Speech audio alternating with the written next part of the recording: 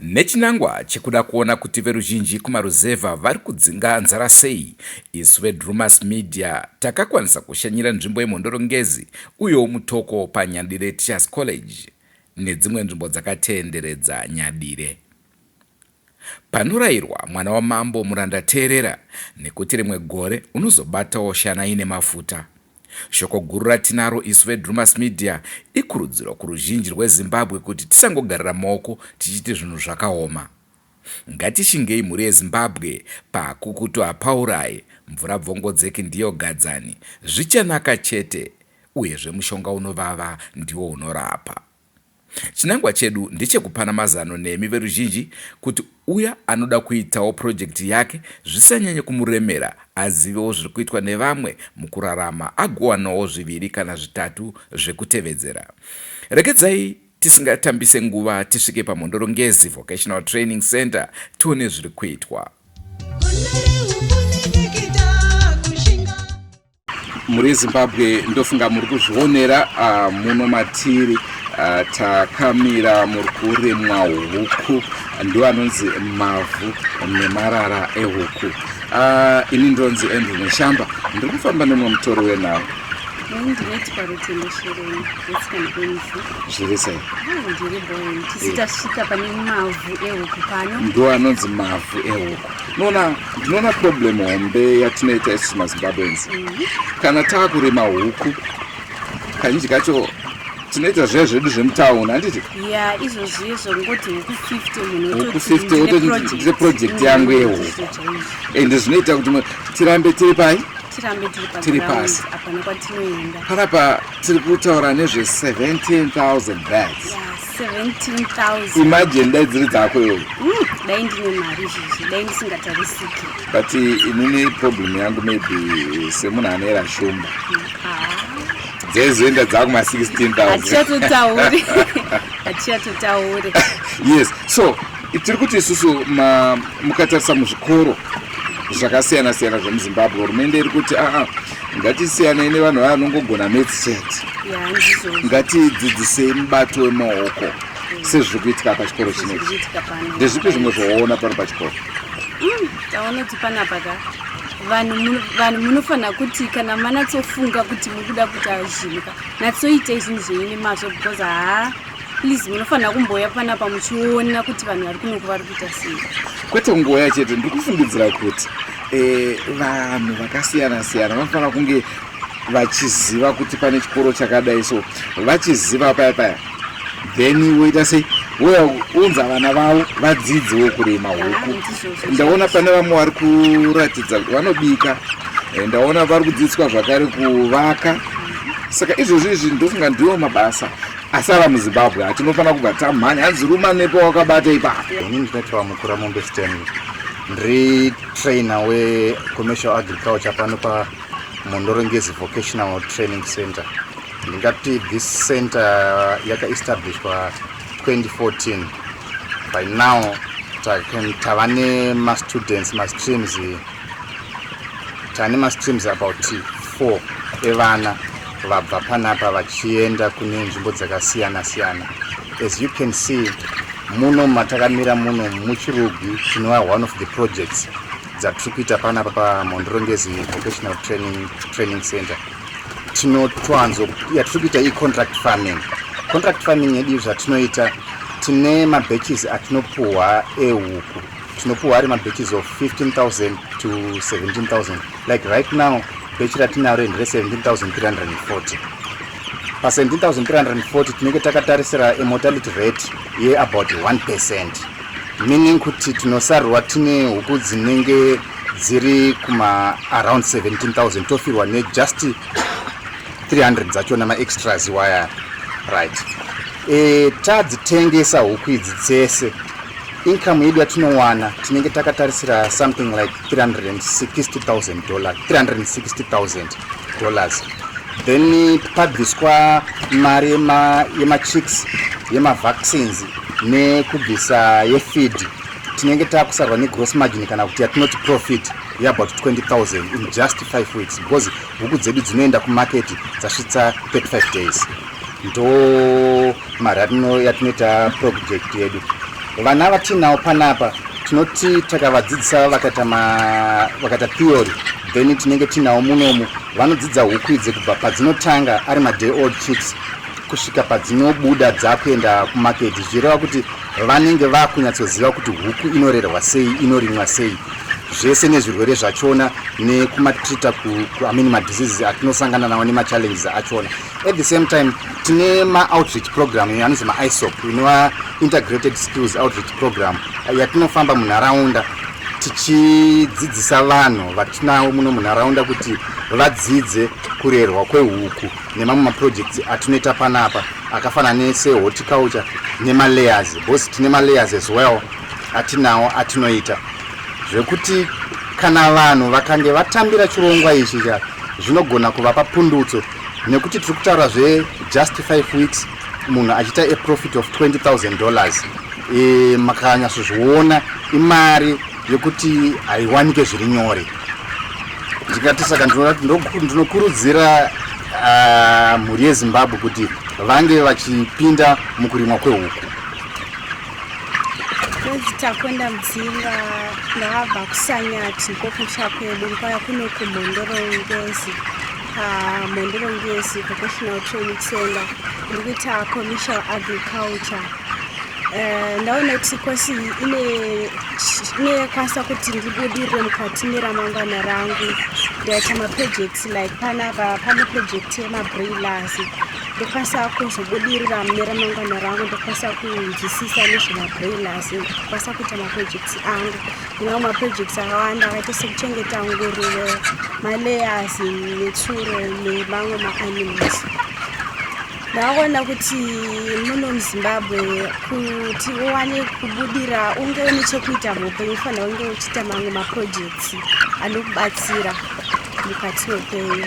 Ndikufunga kuti ndikabva panapa ndikatangawo nehuku dzekuma-10,000 mabroilers zvinokwanisa kuti ndibudirire mukati meupenyu hwangu, ndozoitawo chimwe chinhu chichakwanisa kuti vanhu vakwanise kubudira even munharaunda munenge muchigara.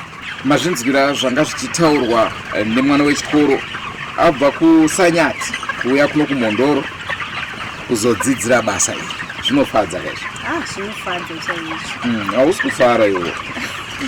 Aiwa, ndiri kufara zvakanyanyisa zvekuti mamwe mastudents anofanira kunge achiuyawo kuzoita basa rekuitwa panapa. Yes, izvo zvinofadza because ngatichitarisa iri zvitanzwa mudzidzisi achitaura kuti pamari inokwana ka 360,000 vari kuwana yavo 20,000 unge negona taunge shoma, vatitaura zve 5 weeks mugore mune ma5 weeks mangani akawanda chaizvo. tobva tati 20,000 times those weeks wamiliyonera. Azvinobasa kuti ibhondi ichi uri miliyonera, unenge wane mari dzako.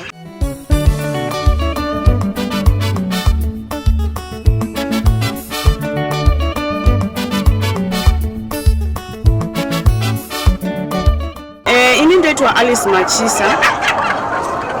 Panonzi paDondoshawo Primary School ndopatine laying production yatinayo panapa yehuku dzamuri kuona. Pahuku dzedu dzatinadzo tine about 7,800 so far, of which pa-laying percentage yedu yezvinezvi tiri kurana tiri pa 81%, meaning to say kuti production yedu iri kurise day by day. Because takareceiva huku idzi late November last year, tikatanga kukandirawo mid-December last year. So we are saying pattern tave izvinezvi about 6 months of laying. Day by day production yedu iri kukwira depending nemanagement yatinayo. Panapa tine attendance edu 6 mudanga, 2 night then 4 per day, and inini supervisor ndiripo pakumonitor nekumanager at the same time makeshes esanhu achiitwa neni. Saka paproduction yatiri kuita isusu tiri kurana tichira kuma 81%, but crate yedu isusu manje nemaomero akaita zvinhu nemajuri ari kuita zvinhu taapa $24 per crate, but nemaomero atiri kuita muno mumisha tiri kutoona zvitori nani because nharaunda iri kukwanisa kutenga. rather than vanhu vari kumatown. Sometimes unotonzwa mona vanhu vachitokwanisa kuti mukutenga mazai $24 per crate just because isusu vanhu vemuno mumusha takwanisa kuti even mumamisha vakwanisa kuuya pana pachidzidza vachiona kuti how are we doing this. Handiti voendawo kumisha kwavo vagain experience neknowledge panapa vototanga that production, meaning to say kuti mukati mumisha umu vakwanisa kuti at least iwo kana 300 malayers ake otokwanisa kuisaona kuchikoro kubhadharawo chimafees and the like. Saka sometimes unozoona kuti kuno kumisha vanhu vangasore but hatina competition yayo yemutown yayo. Even dressing you can see kana ukantarisa ine dressing yangu haigoni kundiratidza kuti ndine mari but I've got it because ndo zvandiri kuita nemaoko physically and ndichiona mari because by end of day just imagine handiti $24 per crate. How many crates are we gaining pazuva and how much is it kana in monetary form? Saka inini what I'm saying is vanhu ngavauye, vanhu ngavadzidze, vanhu ngavafarire kuita zvinhu zvemubato yemaoko. Vamwe vanhu havakwanisi kuenda kuchikoro handiti because mumachikoro zvakudhura. Saka kunoku kumhondongesi isusu tiri kunyanya kuemphasize panyaya kuti tine our VTC handiti vamwe vana vanokwanisa kuenda ku O level akaenda kuyeko ane magain knowledge at the same time akauya kuno kunondoshara handiti tomudzidzisa nyaya yeshi yemalayers.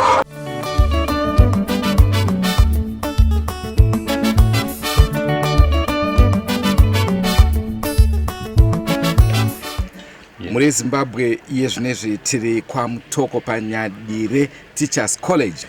Chandingade kutaura pamusoro pemaprojects aya ndechekuti mazuva mashomanene apfuura taitiri kumhondoro ngezi tichiburitsa avo vanoita zvekupfuya huku dzemazai tikagozoita zvakare avo vanoita huku dzenyama. Nhasi uno tiri kutarisa avo vari kuita basa rekupfuya hove. Izvo zvinoratidza zvega kuti muno munyika kuti tinge chiti tabudirira ndizvozvo zvimwe zvakutodikanwa izvo zvimabasa ekuzviriritira. Rangu zita ndinonzi Andrew Neshamba. Sezvandakambokutaurirai pari zvino ndikufamba nevana vechikoro vangade kuziva kuti unonzani uyezve from which college? Ndinoitwa Tanatswa Musara from Midland State University. Yes, Tanatswa. Ndezvipi zvangade kutaura pamusoro peproject yawaona? Ndiri kuona kuti chikoro chiri kuita a big project yekuchengeta hove yati kuti yakatanga February and the school is expecting kuti vachaharvesta fish idzi muna August for students nekutengesa. But chanyanyondibata apa wanzwa uwandu hwehove? Ndakunzwa uwandu hwehove. Tikutarisa 10,000. 10,000. Yenezvi tichitengesa hove 1 it's costing $5. $5. Yeah. Saka tikati isusu 10,000 times 5. Urikuona kuti imari. Yeah, mari yakawanda. Tingati edu yebhondi tichidherera bhondi asi ukaona wakutambira ma50,000 takutaura zvemari. Now chiroto changu ndechekuti kana watanga basa rakadai so ona kama basa edu atiri kumukira everyday tienda kunoshanda imari here yatiri kubata iyi? Aiwa, hapana mari. Hatisi kushora varungu vedu ayo asi kuti ndozviripo ndozviri munyika zvichireva kuti mupfumi munhu chete achanga atanga project. Ine zita ndinoitwa Tobias Gombera. Pano ndiri project supervisor. Tinoona kuti hove dzachengetwa sei, dzadya sei nezvimwe zvese zvinodiwa pakuti hove dzinge dzichikura zvakanaka. Kana muchiti dzadya sei munoziva sei kuti pari zvino hove dzenyu dzaane nzara? Hove dzedu tinotora chikafu kana tichinge takanda chikafu hove dzedu chikafu chedu chikafu chinoflota pamusoro. Saka kana chiri chikafu chinoflota pamusoro takakanda pamusoro hove dzedu dzinouya dzichimhanyira kuti dzidye chikafu.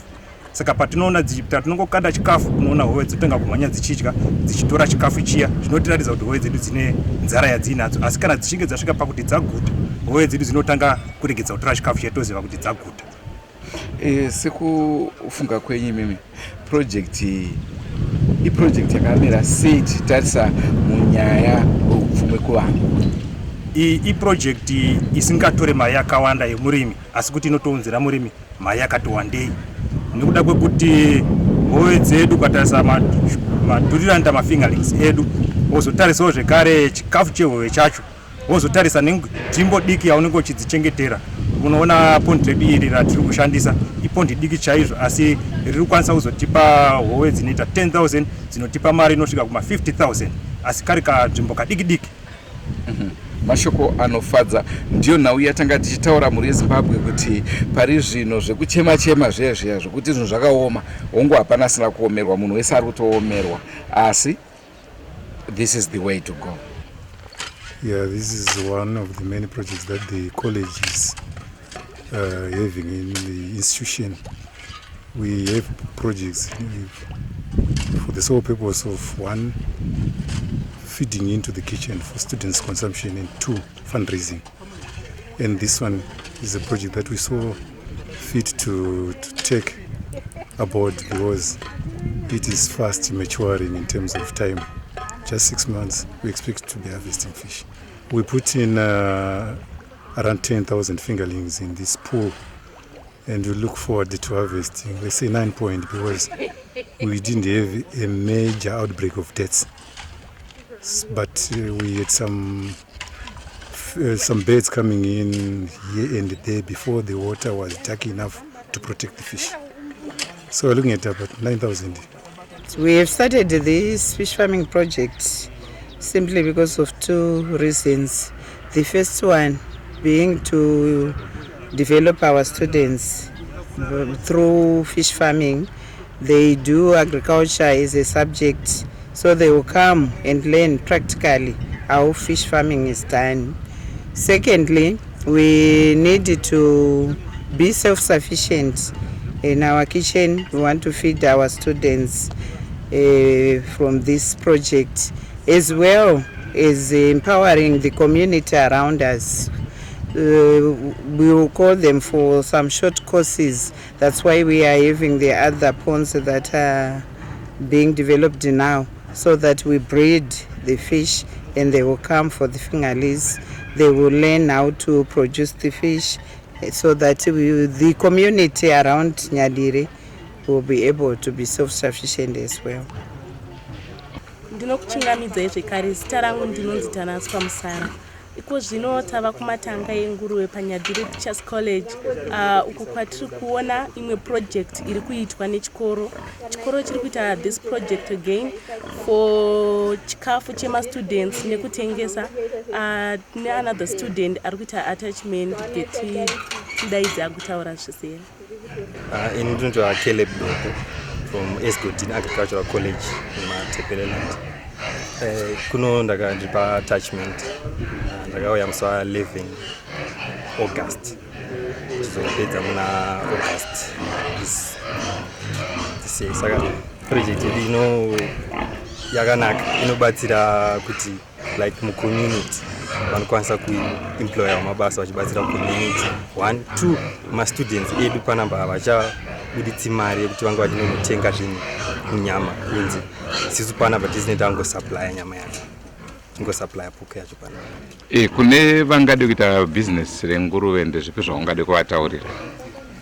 Vanoda kuita project iyi yakanaka nokuti ukatenga nguruve yako iri 1 kana dziri 2 mukono nechikadzi, after 3 months, after 4 months unenge watoone nguruve dzako dzinokwanisa kuita idzo vana, unokwanisa kuita 11 or 12.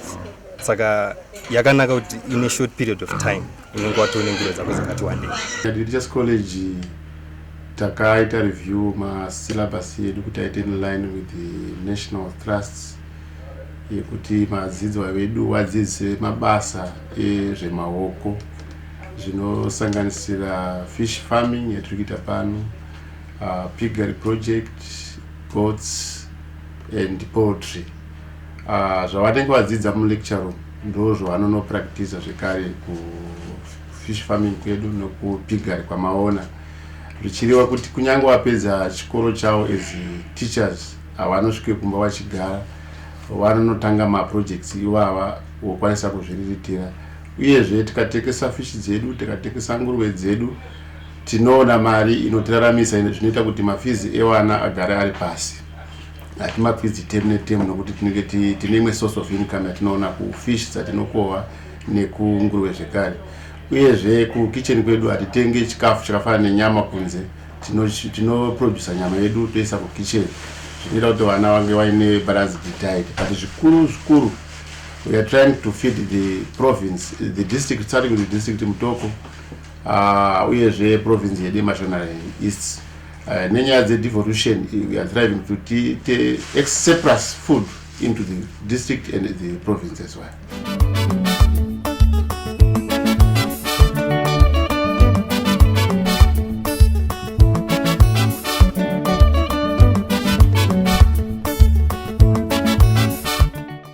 Tokwasai zvakare pachirongwa tiri muchitora 1 irrigation scheme. As you can see, pari kuitwa kurimwa kwema-vegetables, matomatoes nemacarrots. Regai kunzwa zvizere kubva kumumwe murimi wemuno. Isusu tiri varimi vechikora 1 irrigation scheme. Tiri kubatsirika zvedu pakurima.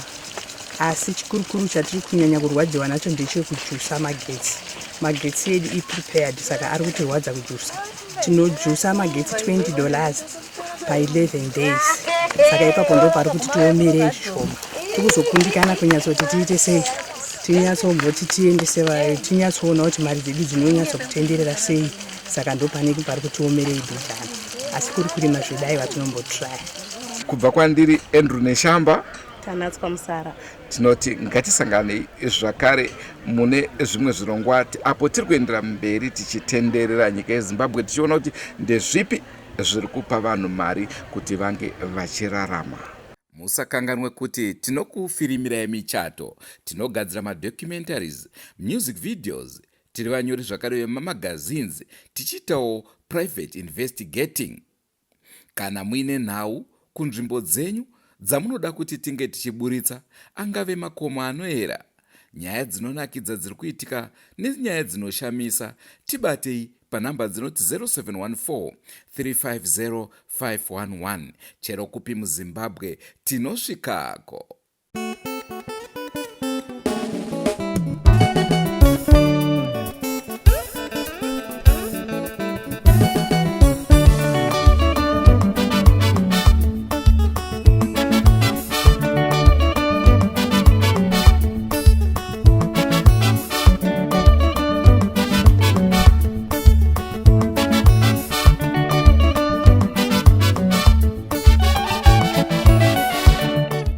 Drumas Media, taking you to another level.